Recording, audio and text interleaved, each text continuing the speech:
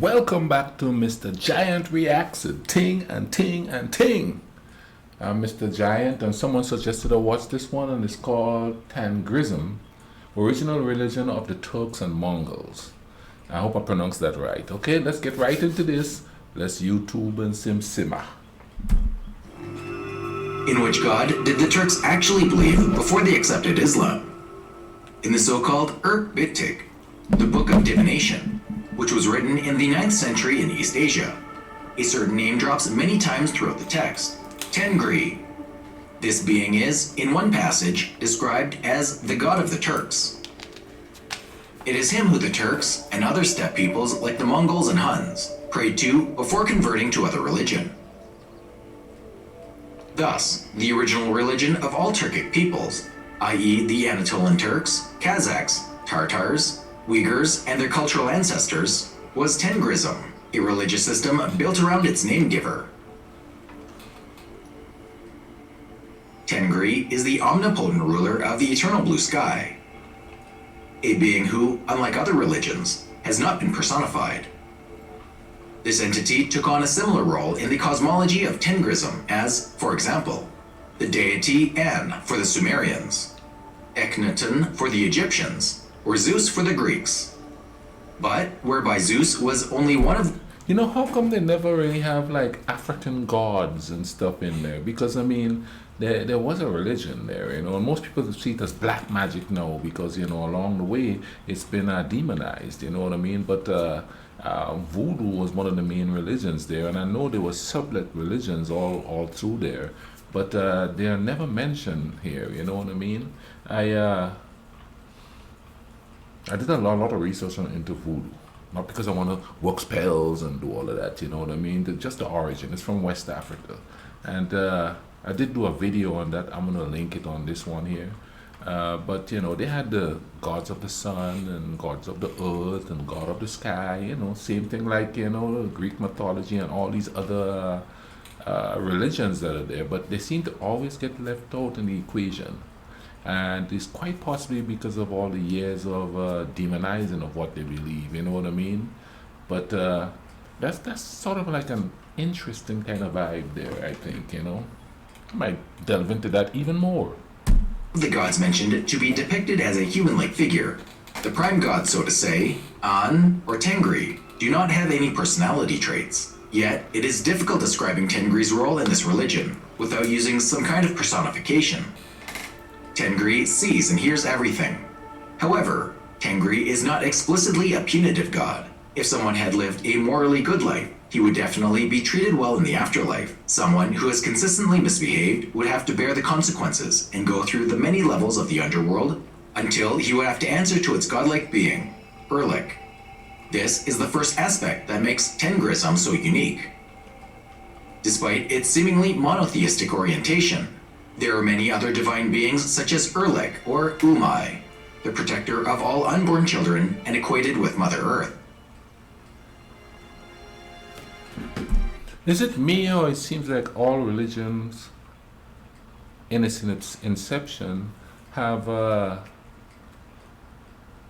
lot of, how should I put it, peaceful traits, a lot of human traits, you know, like it's constructed to follow the human being as far as culture and life and stuff like that. Correct me if I'm wrong, I could be just babbling here, but this is my observation of the Bible and thing, you know what I mean? But like Earth, there's a goddess for Earth. She's the one, you know, that, well, they'll explain what she believes in there, but like if there's a god of the sky, he controls the storms, you know what I mean? Even with the Christian religion, when it rains, you know, I've heard some religious people say God is angry at us. That's why there's hurricanes and stuff like that, you know what I mean? And some people even equate it to certain groups of people. God is doing this because these certain people exist.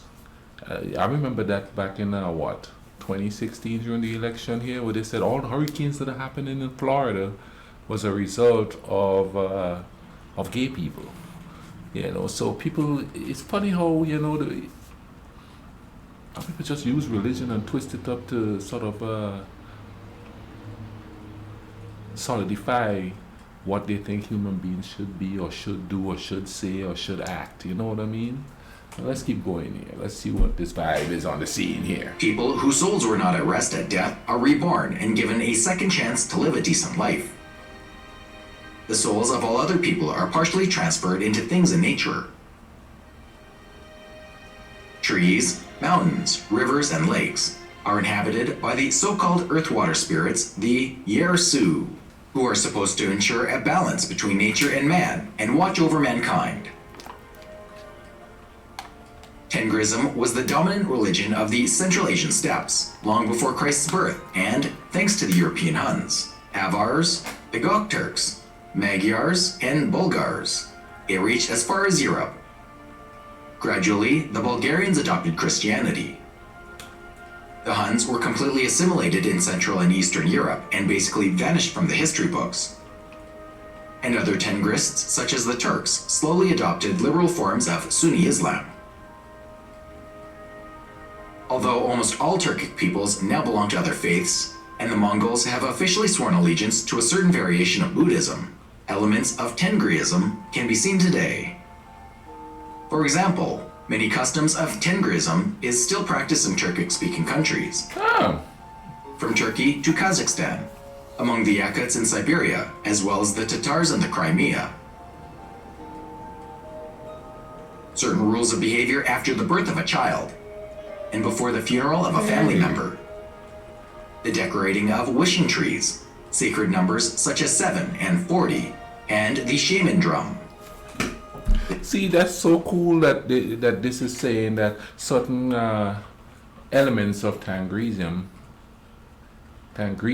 I guess it's called, it still could be found in religions of the day, which is pretty interesting. And I've noticed that with every single religion that I've reacted to, that certain aspects of the original religion and thing is has survived, you know, because I mean, like, even in voodoo in the islands, you know what I mean, in Catholicism, and I'm not saying the church sanctioned this, but the people who practice it, when I was growing up, that practice Catholicism, you could still see they have the voodoo vibe in there, because I know that in some places, what they did is some of the saints were likened to some of the voodoo legbas and stuff like that, you know what I mean? So it survived to a certain degree, and I've told this story before. I remember going to like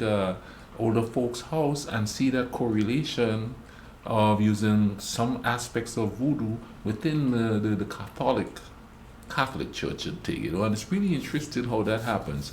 So whatever religion there is, there's elements of other religions that survived, and not because the leaders of that specific religion sanctioned that and thing, you know, but because people who have been converted to that religion still try to hang on to their religious traditions and stuff from their ancestors, and that's kind of interesting. So then that leads to the question: how pure is the religion that we believe in today? You know what I mean? How pure is it? You can't say it's pure Christianity, it's pure Islam, or it's pure any Buddhist, or pure anything, because so many different people have been, gosh, you know what I'm saying, have been converted, and they bring their own thing along, you know what I mean? And that's inevitable. There's no way you could stop that, because, you know, some people secretly want to hold on to, you know, the heritage and you know, the ancestry. The shaman, whose title is actually Kam in Old Turkic, did not play a central role in Tengrism. This needs to be stressed. The ancient Turks were not shamanists, unlike some old history books would like to tell you, although the shaman did perform important ceremonial and advisory tasks. Thus, he mastered herbalism and acted as a healer of the sick. He also had to perform ceremonial rites to contact Tengri and the other deities, and therefore communicate between the ruling class and heaven. The shaman were therefore present, but not as critical within the belief system as in real primitive shamanist cultures. Generally, in Tengrism, there is a harmonious balance of forces. Ideally, people should live in harmony with nature, They should not eat and drink more than necessary. They should not cause destruction to other peoples. Gluttony in Christianity, and even in Rastafarianism, gluttony, don't eat and drink too much. You know what I mean? And I've noticed too that it, like a lot of the ancient religions, also incorporate Mother Nature into the religion itself. But religion these days don't do that. Is that could be an effect of industrialization? Not most people don't live in out in the forest anymore, surrounded by what you call it, by trees and stuff like that. So trees don't hold that sacred feeling that they used to have back in the day. You know what I mean? Now it's just to facilitate man. You know what I mean? Oh, there's trees there. We need that wood that comes with it. You know what I mean? There's a river there. We need to build a dam so it could go in a different direction and service the city of which it's around. You know what I mean? And yeah, industrialization has killed a lot of spirituality. There's no doubt in my mind of that. That's why a lot of the religions like Rastafarian is always talking about going back to earth and stuff like that. There's a song, Beres Hammond is a singer, and one of the lyrics is Mother Nature is calling, stop the wars, stop cutting down the trees, Mother Nature is calling and thing, so, and reggae is a sort of a Rastafarian based music, the correlation between Mother Nature and religion. But you go to church these days and nobody talks about that as far as I could tell. They just talk about politics anymore, you know what I mean? And should not exploit other people or nature for their own benefit. Related to this is the acceptance of other religions. Tengrism was syncretic. Its followers accepted aspects of other religions and even incorporated them into their beliefs, much like the Romans, Egyptians, or Sumerians. The polytheistic character of the faith can be seen in the variety of deities or godlike beings firmly anchored in Turkic mythology, such as Kyra, who carries the soul of Tengri and watches over the universe. The latter son, Alaz, is the god of fire, who could purify the souls of people after their sojourn into the underworld. Kuyash, another son of Tengri, is the ruler of the sun. Every morning people prayed to Kuyash that the sun would rise and fill the earth with its warm light. Ulgen acted as Tengri's vice, stood for good, welfare, and surplus of food and water. He is opponent of Erlik. In an epic battle, Ulgen was able to defeat Erlik, and from that moment on, he assumed the role of the protector of the people on earth. Asit, like Umai, was goddess of fertility and responsible for listing all newborns in the Golden Book of Destiny. While Ai-Ata, god of the moon, dwelled on the 6th floor of the sky, along with Gun-Ana, goddess of the sun. Values such as courage, modesty, and justice were held in high esteem by the Turks as well as the Mongols and Huns. And, at least among the Turks, equality between the Turkic woman and man was considered more likely than in sedentary societies. While most of the rulers of the Tengrist states may have been male, women took on roles not only as diplomats, but also as generals and governors. Yeah. For the most part, their roles were to maintain societal order and strengthen cohesion among the people. The Chinese scholars, who wrote a great deal about the Turks, found such emancipatory qualities unusual and even ridiculous. During their early contacts, they made fun of the Turks due to the higher value of females within Turkic society. What? Nevertheless, they were also amazed by the widespread honesty that was common among the common people, from which they partly inferred the naivete and good nature of certain Gok-Turk rulers. However, the most important tenet of Tengrism is to learn from mistakes, leave behind the past, and create a better future for oneself and one's family. Thus, everything that exists is part of an eternal cycle of life. For this reason, trees, like the Tree of Life, are sacred beings in Turkish mythology, even today, among sacred animals such as the wolf, the falcon, or the horse. While the wolf's importance stems from the founding myth of the Göktürk Ashina dynasty, this is why the wolf sign is quite popular today, as a way to remember the origins of the First Turkic Empire. The falcon, as well as the eagle and other bird races, can be seen in many places as symbols of Turkic dynasties and families. Wow. Falcons were of course widely used as transportation device with regards to information transfer within the Turkic realms, a practice that was very common in other societies too. The horse, however, did play the most important role in Tengrist societies. The horse was the transportation method of the steppe peoples, more so than in sedentary countries. Every boy and girl had to learn how to ride a horse, and later how to use it to hunt and even fight in battle. This is why the steppe peoples, from the Huns to the Turks, and of course the Mongols, were so successful in battle. The horse allowed to stay versatile during military operations, and also enabled hit-and-run tactics that were most certainly employed by the Mongols.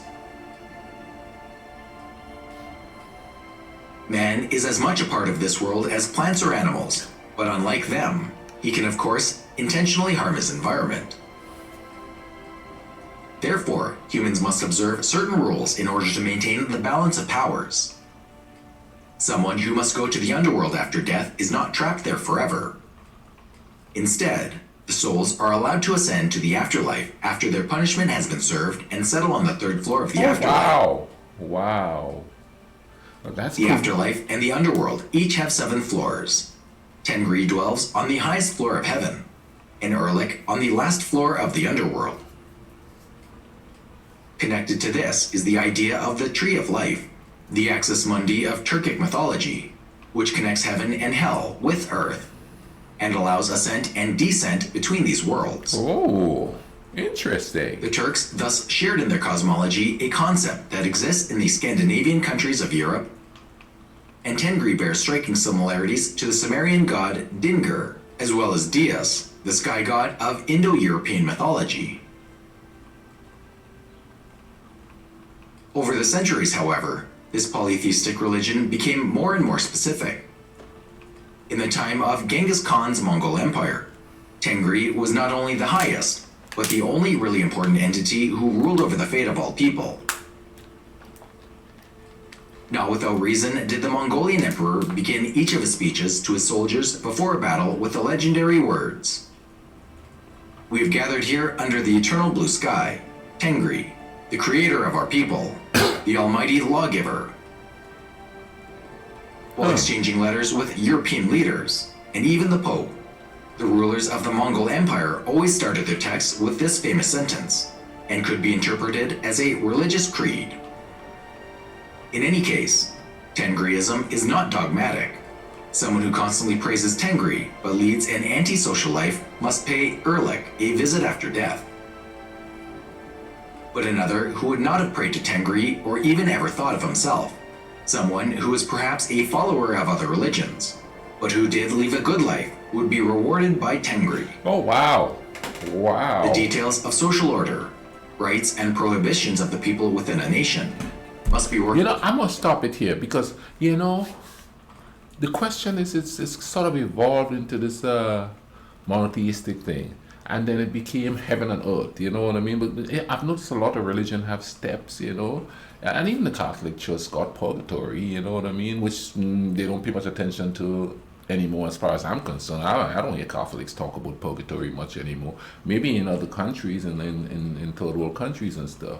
You know what I mean? No, here's the question. Here is the Bumbo Club question. Did it become so political that it's become so cut and dry, heaven and hell, you know what I mean? Without anything in the middle. You know, it's an evolution brought on by politics mainly? Or somewhat, not mainly. Somewhat, you know what I mean? But it's to the point where nobody speaks about, you know, being at one with the earth and stuff like that. It's always conquering the forest and conquering everything else because man is strong and he's king of the earth, you know what I mean? And I know people are going to say, well, where do you hear that from? I hear that from people walking around here. They think whatever is here is for us to just take and destroy. You know what I mean? Let's cut the trees down. Let's just go there and kill as many animals as we can, you know, and hang it on a wall or something like that. I'm not saying they didn't do that back in the day, but they seem to have more respect for certain animals, I guess, that would, you know, symbolize something specific to them. But, you know, over the years, comment down below and let me know. Over the years, do you think that, well, I know for a fact religion has been politicized here where I am. It's all politics now, man. I don't hear no peace and love. It's a war on everything. You know what I mean? So we've lost that spirituality, man. You know what I mean? Now it's just strictly man vibes, you know? That's all it is. Let's keep worked out by the people among themselves. Tengrism merely provides the framework for coexistence. Even if Turkic, Mongolic, and Hunnic history were all accompanied by wars and suffering, the connection to Mother Earth never really diminished. Even when two people were unbearable and wanted to fight each other to the death, they had to respect the balance of nature and animals surrounding them. The exploitation of the earth had always to be limited to the bare necessities. The hunting of wild animals was only allowed to take place until the whole family was fed. It was not the appetite and the desire for pleasure that was the main concern of the Tengrist peoples, but the necessity to survive. No more, no less. In this sense, Tengrism is less a religion and more a philosophy of life. A philosophy with norms and rules that are very well up to date in our contemporary world. A balance between humans and nature. A balance within society, as well as humans being part of a life stream, so to say, that flows eternally and connects all living things.